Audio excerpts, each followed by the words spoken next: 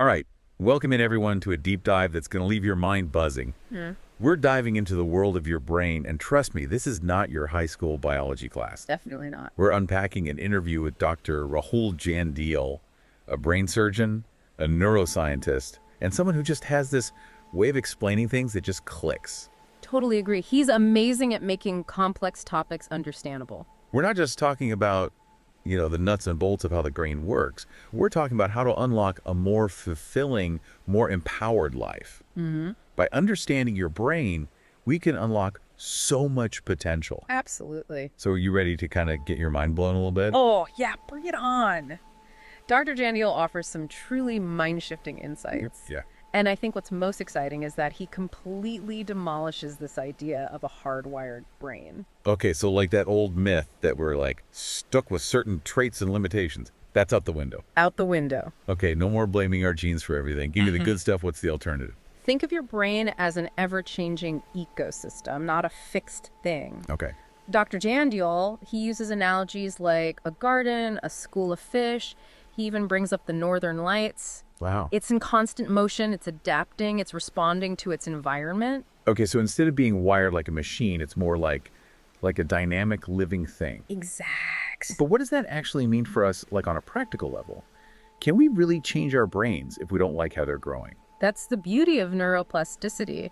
And Dr. Jandial, he sees it firsthand in his work. Right. He's a brain surgeon, right? He's literally seen patients recover functions even after having parts of their brains removed. What? Yeah, he mentions one patient who had a nail lodged in his frontal lobe and, get this, drove himself to the hospital. Oh my God. And then another mind-blowing case, children with severe epilepsy, they have half their brains removed. Yeah.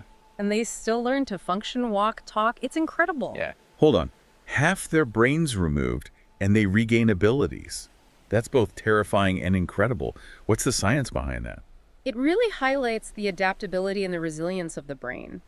Different areas can compensate for damage, forming new connections, essentially rewiring themselves. So if our brains can recover from that level of trauma, what does that mean for the average person who wants to, change a habit or learn a new skill? Are we talking limitless potential here? I wouldn't say limitless, but it certainly opens up a world of possibilities. If our brains can adapt and change in response to physical trauma, Right. imagine what we can achieve by consciously shifting our thoughts, habits, and behaviors. Okay, I'm starting to see the implications here, but how does it actually work? What's happening in the brain when we learn or change? This is where it gets really interesting. Yeah. Dr. Jandial, he dives into the electrical nature of the brain.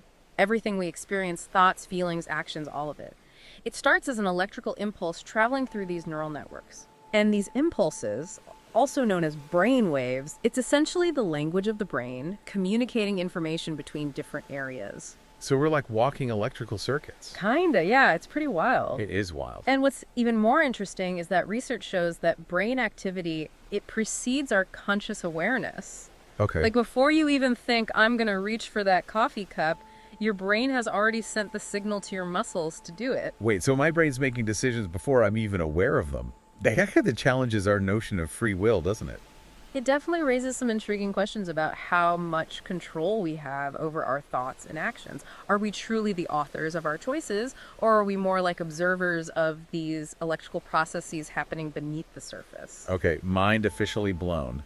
But if we are essentially electrical beings, does that mean there are ways to influence these electrical processes? Like, can we plug ourselves into a charger or something? Not quite a charger. Okay. But Dr. Jandial does talk about a medical treatment called deep brain stimulation. Okay. It involves implanting electrodes into specific brain regions to modify these electrical flows. Okay. And it's been shown to be effective for conditions like Parkinson's disease. So they're literally manipulating the brain's electricity to improve symptoms. That's incredible. But what about those of us who don't have Parkinson's? Can we do anything to influence our brain waves and maybe improve our mental and emotional well-being? That's where it gets really empowering. Okay, tell me more. Dr. Jandial says we can actually do a kind of DIY brain stimulation through things like paced breathing and meditation. Okay, yeah, I've heard of those. They've measured the effects, and it's like, taking a chill pill for your brain. Okay. These techniques can actually shift your brainwave patterns from, that frantic to calm and focused, mimicking the effects of medications like Valium. Hold on, are you telling me that something as simple as breathing can actually change the electrical activity in my brain? What's the science behind that? How does it actually work? Essentially, by consciously controlling your breath, you're influencing your nervous system. Okay. Slow, deep breathing, it activates the parasympathetic nervous system, which is responsible for relaxation and rest. Uh-huh. And this, in turn, it influences the electrical activity in your brain, promoting those calmer brainwave patterns. Wow. It's a powerful example of the mind-body connection and how we can use these simple techniques to really influence our mental and emotional states. Okay, now we're talking. Give me the specifics. What kind of breathing techniques are we talking about? What can I start doing today to get those good brainwaves flowing? Dr. Jandial, he's a big advocate for the 4-7-8 breathing technique. You inhale for a count of 4, you hold for 7, and you exhale for 8. Okay. It's simple, but it's remarkably effective for tapping into that calming parasympathetic nervous system, hitting the brakes on those, runaway thoughts and emotions. I love how practical this is. It's not some complicated brain surgery. It's something anyone can do, anywhere, anytime. And you're saying it can actually change my brain's electrical activity. That's truly empowering. I think we've just scratched the surface here. There's so much more to explore when it comes to understanding how these electrical processes work and how we can harness them for a better life. Absolutely. And that's what's so exciting about Dr. Jandial's work. He's not just presenting these complex scientific concepts. He's actually giving us a roadmap for taking control of our mental and emotional well-being. And I have a feeling this is just the tip of the iceberg.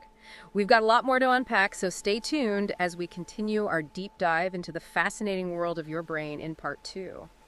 Welcome back to the deep dive.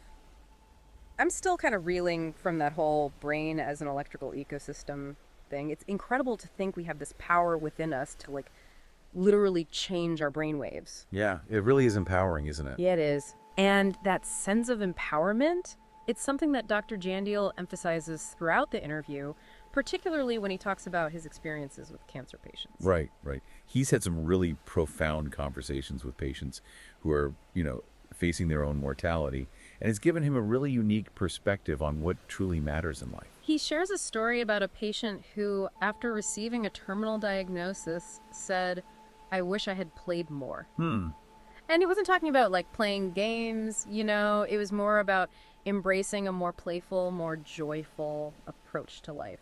Yeah, I can see how facing your own mortality would really crystallize what's truly important. It makes you question, are you spending your time on the things that matter? Exactly.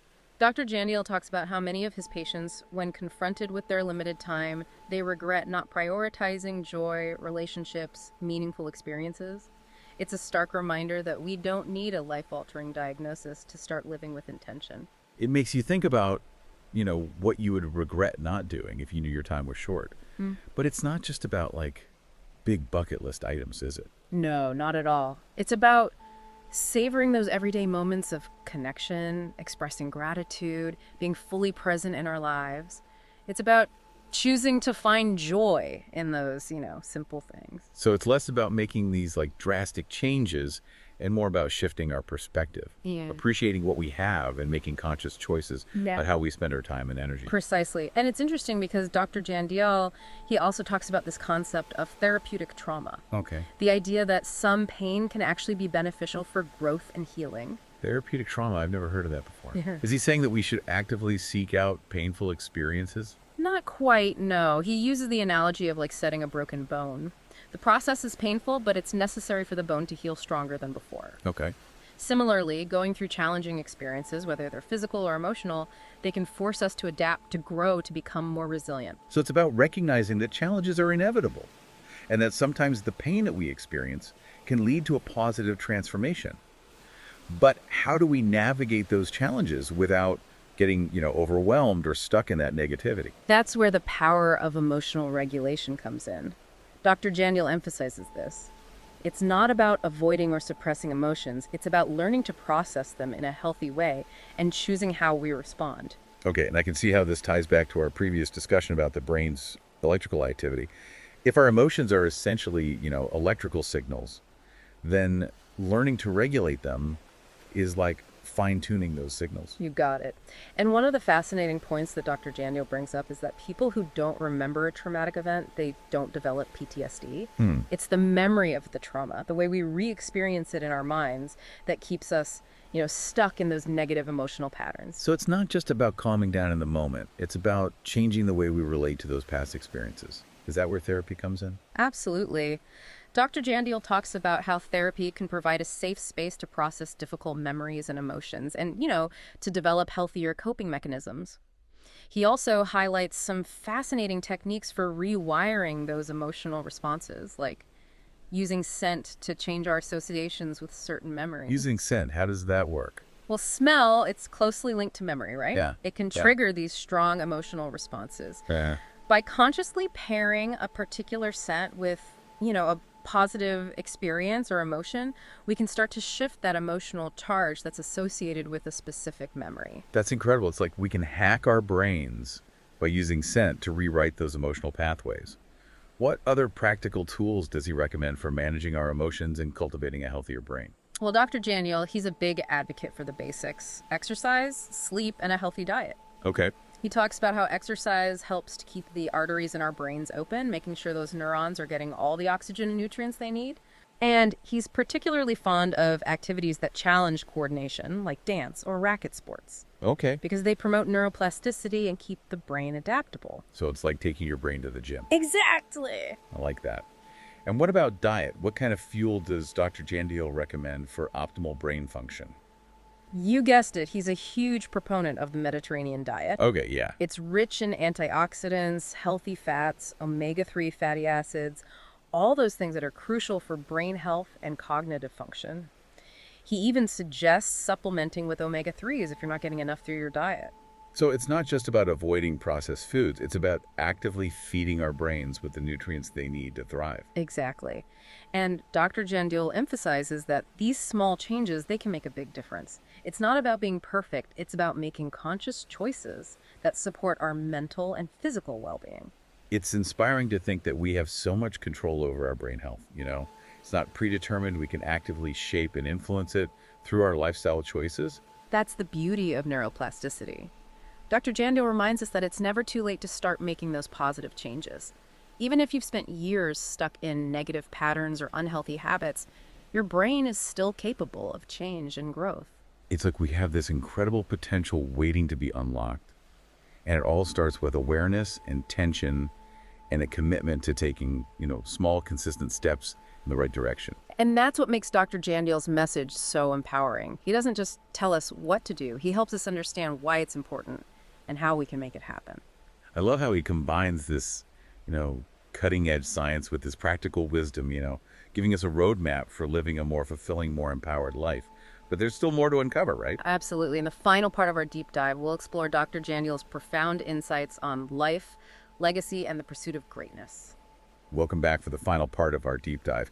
It's one thing to learn about neuroplasticity and brain optimization. Right. But it's another to really grapple with those bigger questions of life, meaning and legacy. And that's where we're heading now with Dr. Jandial's insights. It's fascinating how he weaves together science and philosophy and personal experience Yeah. to offer this really thought-provoking perspective on how to live a truly fulfilling life. One of the quotes that he shares that really stuck with me is from Kafka. Okay. The meaning of life is that it ends. It sounds a bit morbid at first, Yeah, but the way Dr. Jandial explains it, it's actually quite empowering. I agree. He sees it as a call to action, Right. like a reminder that our time is precious and we shouldn't waste it on things that don't truly matter. He talks about how his cancer patients often gain this incredible clarity about their priorities once they're faced with their own mortality. Yeah, they shed the superficial, the trivial, the things that were really just draining their energy and focus. Right. And they start prioritizing joy, connection, those meaningful experiences. It's like a wake-up call, but you don't need a terminal diagnosis to have that realization, right? Exactly. We can choose to embrace that perspective, right now in this moment. Yeah. What would you do differently if you knew you had limited time? What relationships would you prioritize? What experiences would you seek out? Those are powerful questions. Well, It makes you realize that we have a choice in how we spend our time and our energy. But it's not just about chasing those fleeting pleasures, is it? No, it's about aligning our actions with our values, Okay. pursuing our passions, and making a positive impact on the world. Yeah. Dr. Jandial also shares another quote that I think speaks to this idea. Okay. Life is short, but art is long. I love that quote. It suggests that the things we create, the connections we forge, the impact we have on others, it can extend far beyond our own lifetimes. It's a beautiful way of thinking about legacy. Yeah. And it doesn't have to be about, achieving some grand feat or becoming famous or anything like that. Right. It can be about the kindness we show to others, the love we share with our families, or the passion that we pour into our work or hobbies. So it's about finding what truly lights us up, Yeah. what gives our lives meaning, and then expressing that in a way that resonates with others. Exactly. It's about living a life that feels authentic and purposeful. Absolutely. And speaking of purpose, Dr. Jandial also emphasizes the importance of cultivating those deep, meaningful relationships. Right. He talks about how love in all its forms requires nurturing and attention. Yeah. He even shares a very personal reflection. He says, if you're lucky enough to find true love, take care of it. It's a simple message, but it speaks volumes about the importance of cherishing those connections that truly matter. And it's not just about romantic love either, right? No, not at all. It's about investing in our friendships, nurturing our family bonds, showing up for the people who enrich our lives. Exactly. It's about recognizing that those connections are not a given. Right. They require effort, communication, and a willingness to be, vulnerable and supportive. But what about this idea of greatness? Dr. Jandial touches on that as well, right? He does, and he acknowledges that it's a goal that we never truly achieve. Okay. But it's the striving, the constant reaching and evolving that makes life so rich and meaningful. So it's not about like arriving at some, fixed destination. Right. It's about the journey itself, the continuous process of growth and self-discovery. Exactly. And he also encourages us to reframe our relationship with those challenging emotions, Okay. like despair, anxiety, shame, Ah. and to see them as signals, as opportunities for growth and learning. So instead of trying to avoid or suppress those feelings, Yeah. we can use them as fuel for self-reflection and transformation. It's about embracing the full spectrum of human experience, Yeah. the highs and the lows, and recognizing that even in our darkest moments, there's potential for growth and learning. It's been an incredible journey exploring these powerful ideas with you as we wrap up this deep dive. Yeah. I'm left with a sense of awe and possibility. Our brains are truly remarkable organs, They are. capable of incredible feats of adaptation, healing, and creativity. And we have so much more power to influence their development and function than we ever imagined. It's true, by embracing a growth mindset, prioritizing our mental and emotional well-being, and nurturing those deep connections that bring us joy, we can unlock our full potential and create lives that are both meaningful and extraordinary. It's a journey that requires ongoing effort and awareness, but it's a journey worth taking. Absolutely. So let's keep exploring, keep learning, and keep pushing the boundaries of what our amazing brains can achieve. Thanks for joining us on this deep dive.